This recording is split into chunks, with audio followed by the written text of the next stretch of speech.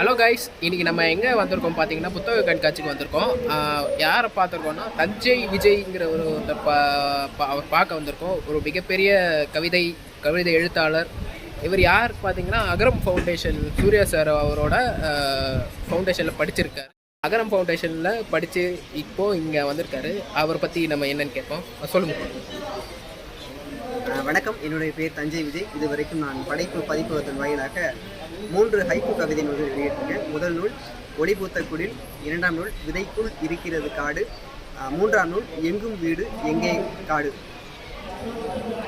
ஒரு சின்ன கவிதை.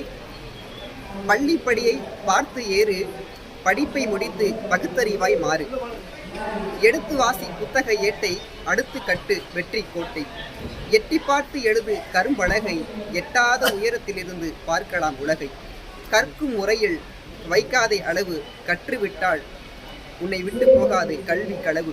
நன்றிகள். பார்த்தீங்களா, ரொம்ப அருமையாக சொன்னார்.